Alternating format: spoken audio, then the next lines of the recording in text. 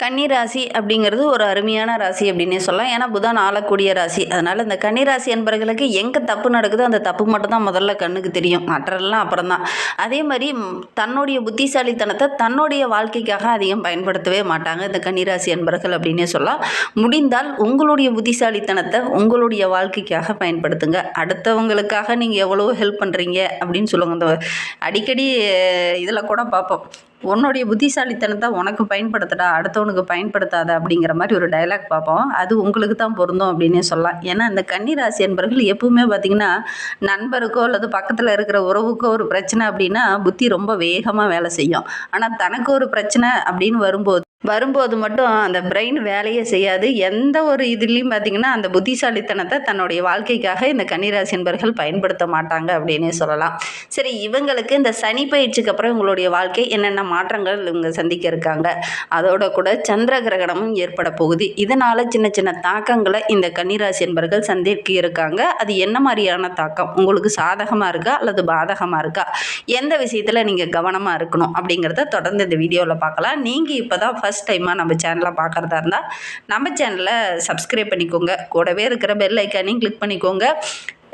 நீங்கள் கன்னிராசி என்பராக இருந்தால் மறக்காமல் நம்மளுடைய சேனலுக்கு ஒரு லைக் கொடுத்துக்கோங்க. உங்களுடைய உறவுகள் வகையில் யாராவது கன்னிராசி என்பர்கள் இருக்காங்க அப்படின்னா மறக்காமல் இந்த வீடியோவை அவங்களுக்கும் ஷேர் பண்ணிவிடுங்க. கன்னிராசியில் நீங்கள் எந்த நட்சத்திரத்தில் பிறந்தீங்க அப்படிங்கிறத மறக்காமல் எங்களுடைய கமெண்ட் பாக்ஸில் தெரிவிங்க. உத்திரமா, அஸ்தமா, சித்திரை நட்சத்திரமா அப்படிங்கிறத மறக்காமல் தெரிவிங்க. உங்களுக்கு ஜோதிட ரீதியாக ஏதாவது சந்தேகம் இருக்குது, ஜோதிடர்கிட்ட ஏதாவது ஆலோசனை வேணும் அப்படின்னா டிஸ்கிரிப்ஷனில் ஜோதிடரோட வாட்ஸ்அப் நம்பர் கொடுக்கப்பட்டிருக்கு. அந்த நம்பருக்கு கால் பண்ணி முன்பதிவு செய்துக்கோங்க. உங்களுடைய சந்தேகங்களுக்கு நல்ல ஒரு தீர்வு கிடைக்கும். இவர் ரொம்ப பிரபலமான ஜோதிடர், அதனால தான் இவருடைய நம்பரை வாங்கி உங்களுக்கு டிஸ்கிரிப்ஷனில் வச்சுருக்கோம். உடனே கால் பண்ண கொஞ்சம் பிஸியாக தான் இருப்பாங்க. ஆனால் நீங்கள் முயற்சி பண்ணி முன்பதிவு செஞ்சுக்கோங்க. கண்டிப்பாக நல்ல ஒரு சாதகமான பலன் அவங்க மூலிமா உங்களுக்கு கிடைக்கும் அப்படின்னே சொல்லலாம்.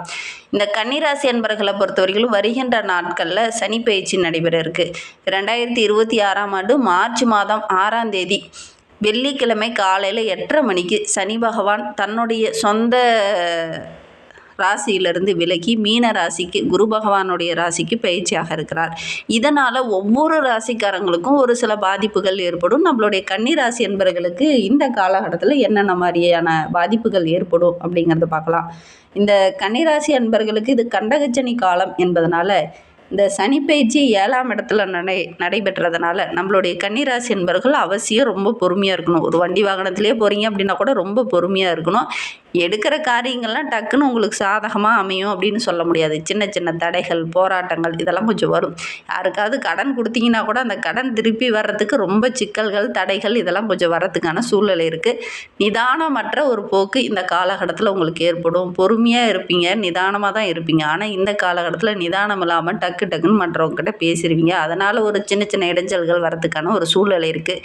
சரி, இவ்வளோ பிரச்சனை இருக்குது, இதற்கெல்லாம் நல்ல ஒரு சொல்யூஷன் கிடைக்குமா அப்படின்னு பார்த்தீங்கன்னா, இந்த காலகட்டத்தை பொறுத்த வரைக்கும் நீங்கள் உங்களுடைய இஷ்ட தெய்வத்தை வழிபடுங்க. பெருமாள் வழிபாடு, அன்னை மகாலட்சுமி தாயார் வழிபாடு இதெல்லாம் கொஞ்சம் மன நிம்மதியை கொடுக்கும், பொறுமையை கொஞ்சம் அதிகப்படுத்தும் அப்படின்னு சொல்லலாம். சனிக்கிழமையில் சனீஸ்வர பகவானை தினமுமே வழிபடுறது ரொம்ப நல்லது. அதுவும் தினமுமே வழிபட முடியாத இருக்கவங்க சனிக்கிழமையிலாவது இந்த சனீஸ்வர பகவானை வழிபட்டுடுவாங்க. எடுக்கிற காரியங்கள் ஓரளவுக்கு சாதகமாக அமையும் அப்படின்னு சொல்லலாம்.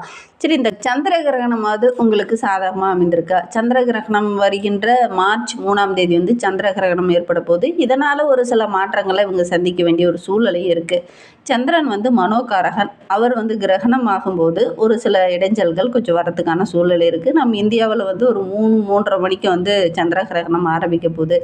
ஏன்னா பெரும்பாலான இடங்களில் நம்மளுடைய இந்தியாவில் தெரியறதுக்கான வாய்ப்புகள் இருக்குது. ஏன்னா 3:30 மணி அப்படிங்கிறது அஸ்தமனத்துக்கு முன்னதாகவே ஆரம்பிக்கிறதுனால தெரியறதுக்கான வாய்ப்புகள் ரொம்ப இருக்குது அப்படின்னு சொல்லலாம். கிட்டத்தட்ட ஒரு 9 மணி நேரம் இந்த சந்திர கிரகணம் ஏற்படும் அப்படின்னு சொல்லியிருக்காங்க. இப்போ ஒரு நீண்ட நேரம் கிரகண பயிற்சி என்பதனால ஒவ்வொருவருமே கொஞ்சம் கவனமாக இருக்கக்கூடிய அவசியமான கிரக அமைப்பு தான் அப்படின்னு சொல்லலாம்.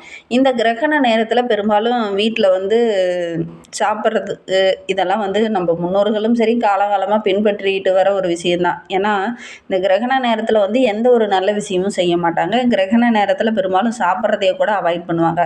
உடல்நிலை சரியில்லாதவங்க அப்படின்னா வீட்டில் அந்த சாப்பாடு செஞ்சுட்டு அதில் ஒரு துளசி போட்டு அதுக்கப்புறமேட்டுக்கு சாப்பிட்றது ரொம்ப நல்லது. ஏன்னா அந்த சந்திரனோட கதிர்வீச்சு நம்ம சாப்பிட்ற பொருள் மேலே படும்போது ஒரு சில தாக்கத்தை ஏற்படுத்தும். அதனால் இதெல்லாம் செய்கிறது ரொம்ப நல்லது. ஏன்னா துளசி வந்து மருத்துவ குணம் நிறைந்தது. அதை வந்து சமைக்கிற உணவில் போடும்போது அந்த கெட்ட வைப்ரேஷன் வந்து அது இழுத்துரும். அதனால் இதை பயன்படுத்துறது ரொம்ப நல்லது அப்படின்னு சொல்லலாம். அதே மாதிரி இந்த சந்திர கிரகணம் ஏற்படும்போது அதோடைய கதிர்வீச்சினால் ஒரு சில தாக்கங்கள் ஏற்படும். மனக்குழப்பம் கொஞ்சம் அதிகமாகக்கூடிய ஒரு சூழ்நிலை ஒரு சிலருக்கு ஏற்படும்.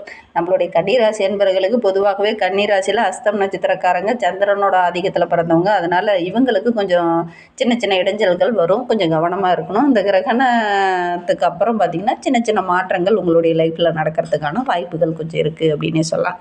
சரி, இவங்களுக்கு வருகின்ற நாட்கள் எப்படி இருக்குது, வருகின்ற நாட்களுடைய கிரக அமைப்புகள் எப்படி இருக்குது அப்படிங்கிறத பார்க்கலாம். கன்னிராசி வருகின்ற நாட்களில் பொறுத்தவரைக்கும் கிரக அமைப்புகளை வைத்து பார்க்கும்போது ரணருண ரோகஸ்தானத்தில் சனி பகவான், ராகு, சூரியன், செவ்வாய், புதன் வக்கரகமாக இருக்கிறார். உங்களுடைய ராசி அதிபதி சுக்கிரன் என கிரக அமைப்புகளும், தொழில் ஸ்தானத்தில் சந்திரன், குரு பகவானும் வக்கரகமாக இருக்காங்க. அயனசைன போகஸ்தானத்தில் கேது என கிரக அமைப்புகள் வருகின்ற நாட்களில் நம்மளுடைய கன்னிராசி என்பவர்களுக்கு இந்த மாதிரி அமைந்திருக்கு. இதனால் என்னென்ன மாற்றங்களை அவங்க சந்திக்க இருக்காங்க அப்படிங்கிறத பார்க்கலாம். ரொம்ப நாளாக கஷ்டமும் ஒரு மனக்குழப்பத்தோடு இருந்த நம்மளுடைய கன்னிராசி என்பவர்களுக்கு மன நிம்மதி கிடைக்கக்கூடிய ஒரு நாட்களாக வருகின்ற நாட்கள் அமைந்திருக்கு. பண வரத்து ஓரளவுக்கு திருப்திகரமாக இருக்க போது பல வகையில் உங்களுக்கு உதவிகள் கிடைக்கும். உங்களுடைய புத்திசாலித்தனத்திற்கு நல்ல ஒரு பாராட்டு, அங்கீகாரம் கிடைக்கக்கூடிய ஒரு யோகமான கிரக அமைப்பு தான் நம்மளுடைய கன்னிராசி என்பவர்களுக்கு அமைந்திருக்கு. வருகின்ற 7 நாட்களும் இந்த மாதிரி தான் இருக்க போகுது அப்படின்னு சொல்லலாம். தொழிலில், வியாபாரத்தில் மட்டும் கொஞ்சம் நிதானத்தை கடைபிடிங்க. அவசரம் காட்ட வேண்டாம். ஏன்னா இந்த காலகட்டத்தில் நிதானம் இல்லாமல் பொறுமையை இழக்கிற மாதிரி ஒரு சூழ்நிலையில் இந்த காலகட்டத்தில் இந்த கன்னிராசி என்பவர்களுக்கு ஏற்படும். இந்த நிதானத்தை இழக்கும் போது தான் ஒரு சில இடைஞ்சல்கள் உங்களை தேடி வரும். கவனமாக இருக்கணும். புதிய ஆர்டர்கள்லாம் பெறத்துக்காக கொஞ்சம் இந்த காலகட்டத்தில் கொஞ்சம் வில்லங்கமாக யோசிக்க வேண்டிய ஒரு சூழ்நிலையில் இருக்குது. அதனால் முடிந்த அளவுக்கு இந்த காலகட்டத்தில் ரொம்ப பொறுமையாக இருங்க. எப்பவும் போல் நீங்கள் நேர்மையான வழியை பின்பற்றுங்க. தேவையில்லாத ஒரு சிலலாம் தவறுதலான பாதையில் அழைக்கக்கூடும். அதனால் கொஞ்சம் கவனமாக இருந்தீங்க அப்படின்னா பெரிய பாதிப்போ இடர்பாடோ எதுவும் ஏற்படாது. உத்தியோகத்தில் இருக்கிறவங்களுக்கு முக்கியமான பொறுப்பு இருக்குது, கொடுக்குறாங்க அப்படின்னா அந்த பொறுப்பை நீங்களே கரெக்டாக ஹேண்டில் பண்ணி சரி பண்ணுங்கள். தேவையில்லாமல் அடுத்தவங்கள்ட்ட கொடுத்தீங்க அப்படின்னா அது ஒரு சில பிரச்சனைகளையும் ஒரு சில கெட்ட பேரையும் வாங்கி கொடுத்துரும். கொஞ்சம் கவனமாக இருங்க. வீண் பழி ஏற்படுறதுக்கான ஒரு சூழ்நிலை இருக்குது. கவனமாக இருந்தீங்க அப்படின்னா பெரிய பாதிப்பு எதுவும் ஏற்படாது. இந்த காலகட்டத்தை பொறுத்தவரையில் நம்மளுடைய கன்னிராசி என்பவர்களுக்கு அனுபவ அறிவு, உங்களுடைய அறிவுத்திறன் ரொம்ப சிறப்பாக இருக்குது. அதனால் இந்த அறிவுத்திறனை பயன்படுத்தி நீங்கள் எடுக்கிற காரியங்கள் உங்களுக்கு அனுகூலமாக முடியக்கூடிய யோகம் இருக்குது.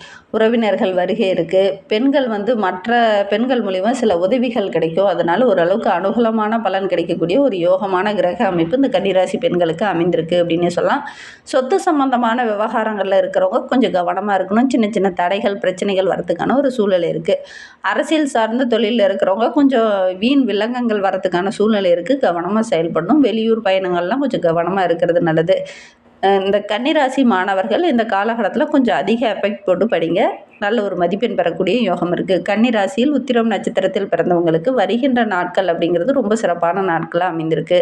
கணவன் மனைவிக்கிடையே நல்ல ஒரு ஒற்றுமை இருக்கும். உற்றார் உறவினர்கள் மத்தியில் நல்ல ஒரு பாராட்டு பெறக்கூடிய அமைப்பு இருக்குது. நல்லதை நினைத்து அதிக செய்கிற காரியங்கள் எல்லாமே ஓரளவுக்கு வெற்றியாக அமையும். ஒரு சில விஷயங்களுக்காக நீங்கள் நல்லதுன்னு நினச்சி நீங்கள் ஒரு சில விஷயங்கள் இறங்குவீங்க. அது ஒரு சில இடத்துல உங்களுக்கு தேவையில்லாத பிரச்சனையை கொடுக்கும். கவனமாக செயல்படணும். அஸ்த நட்சத்திரக்காரர்களுக்கு வருகின்ற நாட்கள் அப்படிங்கிறது ரொம்ப சிறப்பான நாட்களாக அமைந்திருக்கு. ரொம்ப நாளாக திருமண வரன் தள்ளி போயிட்டே இருக்குது, தடையாகவே இருக்குது அப்படின்னு நினச்சவங்களுக்கு ஃபஸ்ட்டில் சின்னதாக தடை வரும். அதுக்கப்புறம் ஒரு அனுகூலமான பலன் கிடைக்கக்கூடிய யோகம் இருக்குது. எதையுமே சமாளிக்கக்கூடிய ஒரு திறனுள்ள நபராக இந்த காலகட்டத்தில் இந்த அஸ்த நட்சத்திரக்காரங்க வர போகிறீங்க. தொழிலில், வியாபாரத்தில் அந்த போட்டி பொறாமையெல்லாம் ஓரளவுக்கு விலகி புதிய ஆர்டர்கள் கிடைக்கக்கூடிய யோகம் இருக்குது. சித்திரை 1-2 பாதங்களில் பிறந்தவங்களுக்கு வருகின்ற நாட்கள் அப்படிங்கிறது ரொம்ப சிறப்பாக இருக்குது. கூட்டாளர்கள் மத்தியில் நல்ல ஒரு ஒற்றுமையை எதிர்பார்க்கலாம். வெளியில் பயணம் போகும்போது கொஞ்சம் கவனமாக இருங்க. பயணங்கள்லாம் ஓரளவுக்கு அனுகூலமாக தான் இருக்கும். ஆனால் வண்டி வாகனங்கள் மூலிமா ஏதாவது சின்ன சின்ன இடைஞ்சல்கள் வரதுக்கான சூழல் இருக்குது. கவனமாக இருந்தீங்க அப்படின்னா பெரிய பாதிப்பு எதுவும் ஏற்படாது. ஒரு சில சித்திரை நட்சத்திரக்காரர்களுக்கு இந்த காலகட்டத்தில் நல்ல ஒரு பதவி உயர்வு, ஊதிய உயர்வு இதெல்லாம் கிடைக்கக்கூடிய யோகம் இருக்குது. சக பணியாளர்களும் இந்த காலகட்டத்தில் உங்களுக்கு ஒத்துழைப்பாக இருப்பாங்க. வேலைப்பளு கொஞ்சம் அதிகமாக இருக்கும். இருந்தாலும் ஓரளவுக்கு பாராட்டு பெறக்கூடிய அமைப்பு இருக்குது. ஒரு சிலருக்கு சம்பள உயர்வு, ஊதிய உயர்வு இதெல்லாம் கிடைக்கக்கூடிய யோகம் இருக்குது. இன்னும் வாழ்க்கை ரொம்ப சிறப்பாக இருக்கணும் அப்படின்னு நினைக்கிறவங்க ஸ்ரீ ரங்கநாதரை வழிபட்டுட்டு வாங்க. எடுக்கிற காரியங்கள் உங்களுக்கு வெற்றியாக அமையும். அதோட கூட உங்களுடைய இஷ்ட தெய்வத்தையும் உங்களுடைய குல தெய்வத்தையும் வழிபடுங்க. இது கண்டகச்சனி காலம் என்பதனால சனிக்கிழமையில் சனீஸ்வர பகவானை வழிபட்டுட்டு வாங்க. எடுக்கிற காரியங்கள் உங்களுக்கு வெற்றி அமையும். இந்த மாதிரி பயனுள்ள தகவலை நீங்கள் தொடர்ந்து கேட்கணும் அப்படின்னு நினச்சிங்கன்னா நம்ம சேனலை சப்ஸ்கிரைப் பண்ணிவிட்டு கூடவே இருக்கிற பெல் ஐக்கானையும் கிளிக் பண்ணிக்கோங்க. அப்போ தான் நாங்கள் போடுற ஒவ்வொரு வீடியோவுமே உங்களுக்கு நோட்டிஃபிகேஷனாக வரும். நீங்கள் கன்னிராசி அன்பராக இருந்தால் மறக்காமல் நம்மளுடைய சேனலுக்கு ஒரு லைக் கொடுத்துட்டு உங்களுடைய உறவுகள் வகையில், நண்பர்கள் வகையில் யாராவது கன்னிராசி அன்பர்கள் இருக்காங்க அப்படின்னா மறக்காமல் இந்த வீடியோவை அவங்களுக்கும் ஷேர் பண்ணிவிடுங்க. கன்னிராசியில் நீங்கள் எந்த நட்சத்திரத்தில் பிறந்தீங்க அப்படிங்கிறத மறக்காமல் எங்களுடைய கமெண்ட் பாக்ஸில் தெரிவிங்க. இந்த வீடியோவை முழுமையாக பார்த்ததற்கு நன்றி.